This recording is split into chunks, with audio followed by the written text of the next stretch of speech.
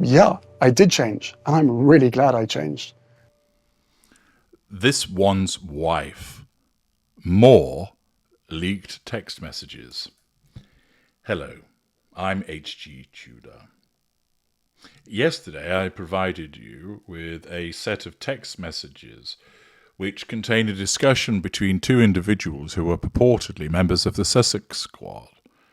Well, I have further text exchanges between the same two individuals that shed more light upon the background in relation to the Sussex Squad, how it functions, and their attitudes vis-a-vis this one's wife and Harry regarding the Nigerian tour.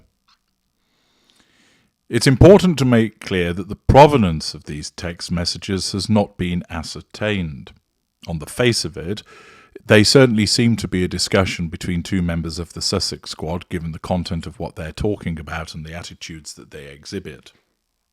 There is criticism of this one's wife's activities, and as I mentioned yesterday, you might think, well, surely that means that that person isn't a member of the Sussex Squad. But as I made clear, this one's wife is eminently unlikable, and of course, if you're being paid to propagate propaganda about her, you don't have to like her, you just take the money and do what you're told. And it makes sense, really, doesn't it? There are some supporters of this one's wife who are blinded to her behaviours. There are others that recognise that she's quite an odious individual. However, she does serve a purpose for them with regard to their agendas. For instance, Dr. Shouty Shola, Misan Harriman, and therefore they may not necessarily like her, but because she serves a purpose for their own agendas, they support her. And then there are going to be a number of individuals who recognise that she's unlikable, but if you pay them enough money, well, they'll put their distaste to one side. After all, if you don't like one person's principles, as Groucho Marx says, well, I have others.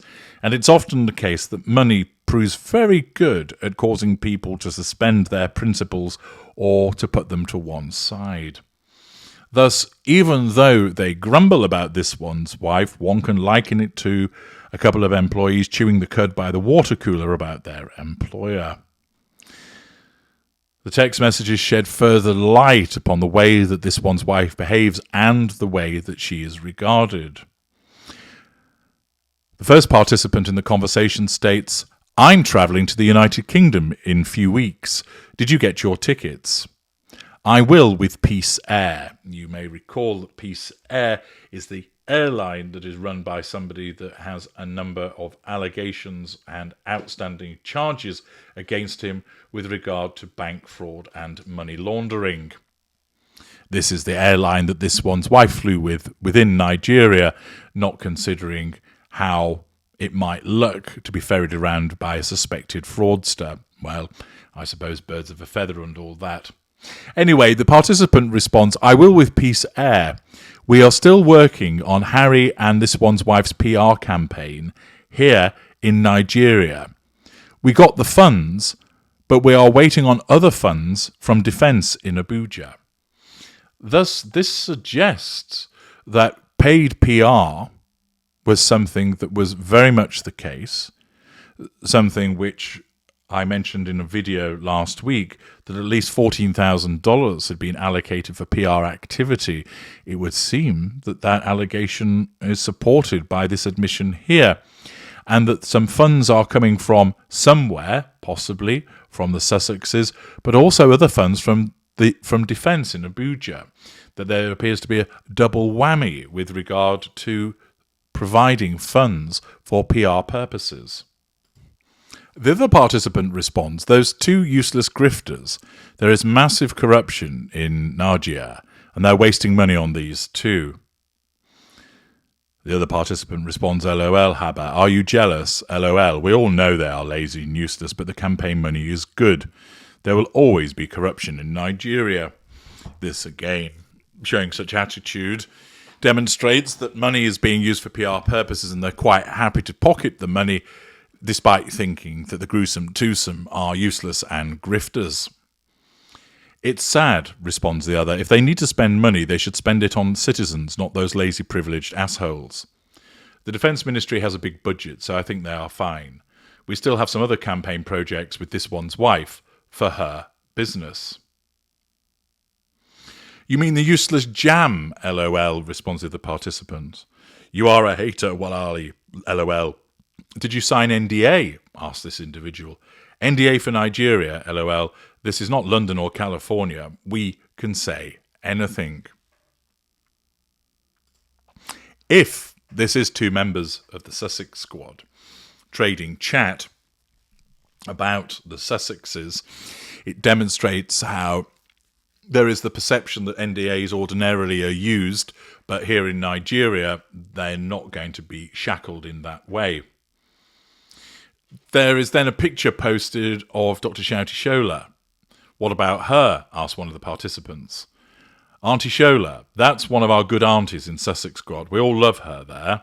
She's annoying, points out the other individual.